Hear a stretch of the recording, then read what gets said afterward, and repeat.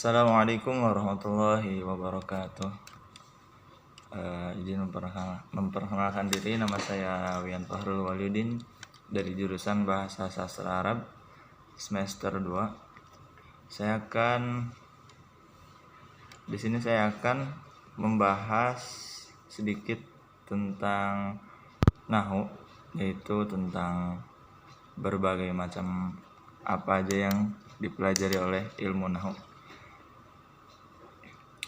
Banyak orang yang sering pada umumnya orang-orang berkata seperti apa sih ilmu nahwu itu. Nah, apa sih, dan ada juga yang berkaitan dengan sorof. Ilmu nahwu berkaitan dengan sorof juga. Ada yang mengatakan bahwa apa sih ilmu sorof itu, kadang lalu apa hubungannya dengan bahasa Arab. Nah, di sini saya akan membahas sedikit tentang apa itu ilmu nahwu dengan apa itu ilmu sorof, seputar pertanyaan-pertanyaan seperti itu. Pada awalnya bahasa Arab terdahulu tidak mengenal harokat atau fathah, kasrah, dan dhammah maupun titik. Hal ini sangat menyulitkan untuk membacanya, termasuk orang Arab sendiri kesulitan.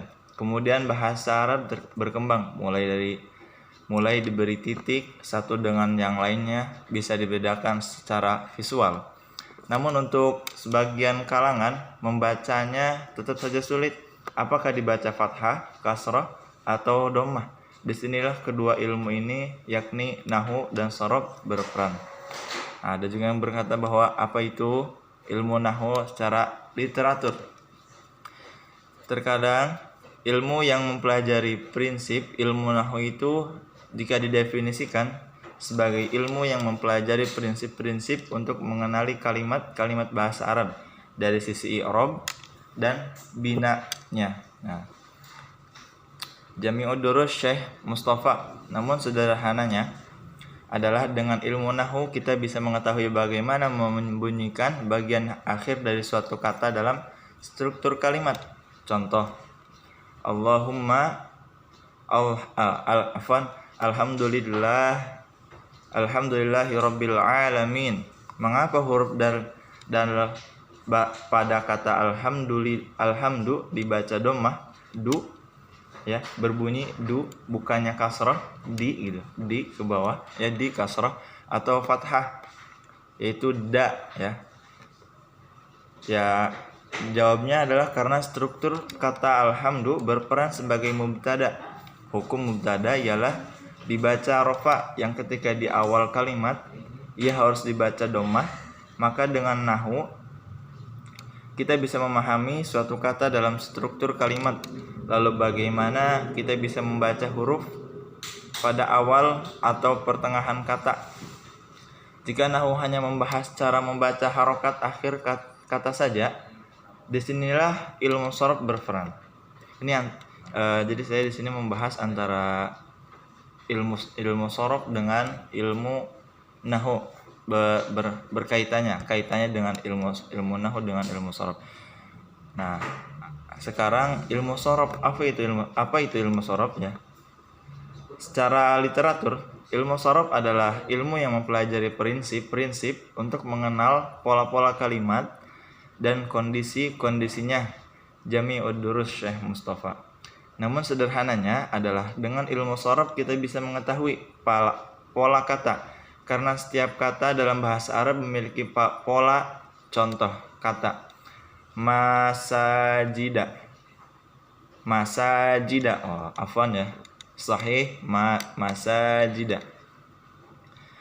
yang pola katanya adalah mafa'ila. Nah, dengan memahami satu pola, kita bisa mengetahui bagaimana cara membaca kata-kata lain yang memiliki kesamaan bentuk dan pola. Pola kata ini disebut wazan melalui ilmu sorof. Bentuk asli dari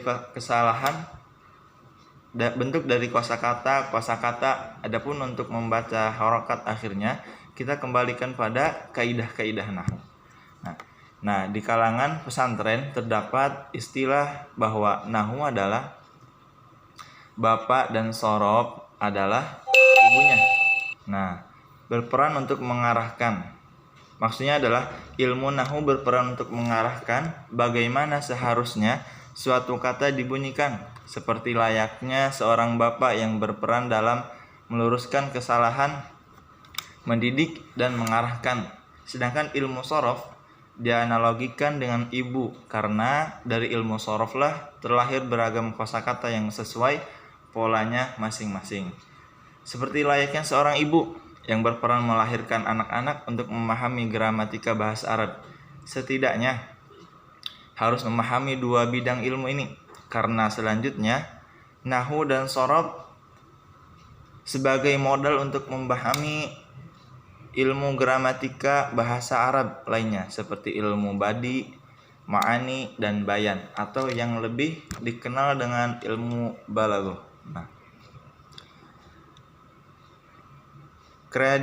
kredibilitas seseorang dalam menekuni suatu ilmu pengetahuan sangat dipengaruhi dengan apa-apa yang menunjang keilmuan tersebut.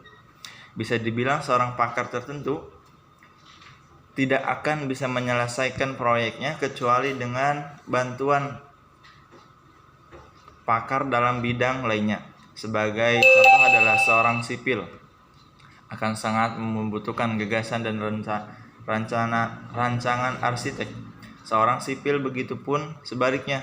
Itu mengindikasikan bahwa tidak ada persyaratan khusus menguasai teknik sipil bagi arsitek.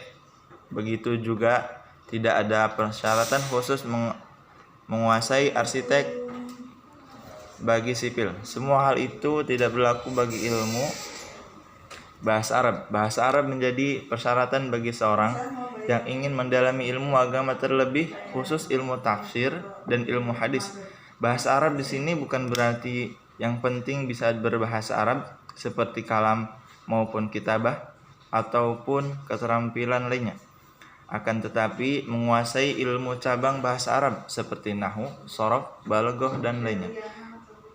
Seorang tidak akan bisa menjadi mufasir maupun muhaddis sebelum menguasai nahwu, karena dengan kalam ilahi dan hadis, karena dengan nahwu ia akan bisa memakai kalam ilahi dan hadis Rasul. Syekh Syarifuddin Al-Amriti dalam Madlumah Imriti mengatakan yang artinya adalah bagaimana seorang dapat memahami makna-makna Al-Quran dan hadis yang lembut maknanya. Nah, nahwu adalah pertama dan paling utama untuk dipelajari, karena tanpanya Al-Quran tidak dapat dipahami. Maka para ulama menjelaskan bahwa wajib bagi seorang yang mempelajari tafsir Al-Quran agar mempelajari ilmu nahwu. Siapa yang tidak mengenal kitab Al-Jurmiyah?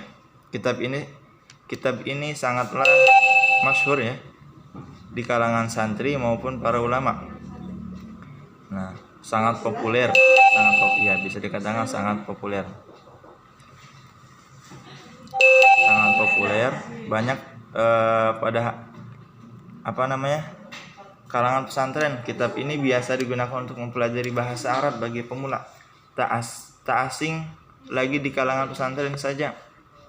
Kitab ini mulai merambat di kancah dunia dalam pengajian umum yang digelar oleh beberapa ulama. Kitab Al-Jurmiyah ini dikarang oleh Hikam Al-Hasan As-Sahan, dikarang oleh Imam As-Sahan Haji, yang tentunya memiliki filosofi yang mendalam dalam penamaannya agar bermanfaat untuk dipelajari, khususnya para anak milenial ya, zaman now ya, bisa dikatakan zaman now.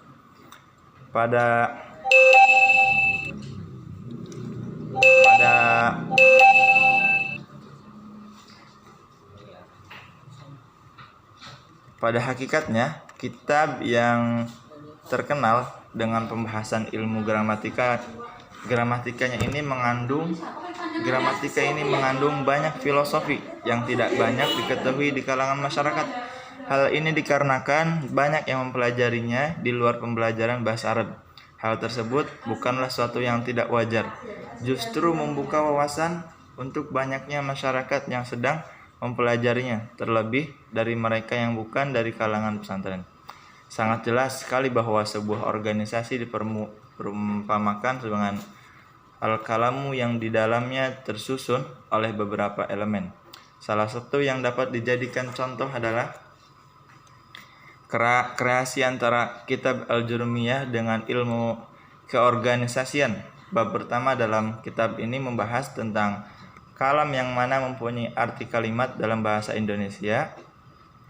Dalam pembahasan awal pastinya sudah tidak asing lagi dengan kalimat ini. Kalimat al-kalamu huwa al-lafdu al-murakkabu al-mufidu bil wad'i. Dari kalimat ini mempunyai makna bahwa kalimat itu adalah suatu lafaz yang tersusun berfaedah dan disengaja apabila mengucapkannya. Sangat jelas sekali bahwa sebuah organisasi diperumpamakan dengan al-kalamu yang di dalamnya tersusun oleh beberapa elemen yang dalam. Setiap apa yang dilakukan, setiap apa yang didiskusikan oleh diri sendiri maupun orang lain dan dilaksanakan dalam keadaan sadar tidak terpaksa. Selain kreasi dalam ilmu keorganisasian, kitab ini dapat ditafsirkan ke dalam bidang ilmu pengetahuan yang lain. Namun tidak sedikit juga yang menyalahgunakan penafsiran keilmuan di Al-Jurumiyah menjadi penafsiran itu yang tidak sebaiknya dipelajari. Mungkin kurang lebihnya mungkin itu pembahasan seputar ilmu nahwu dengan sorab ada dan hubungannya hubungannya. Kurang lebihnya mohon maaf bila banyak kata yang salah dari saya, itu datangnya dari saya. Bila ada tutur kata yang benar, itu dari Allah. Billahi taufiq wal hidayah. Wassalamualaikum warahmatullahi wabarakatuh.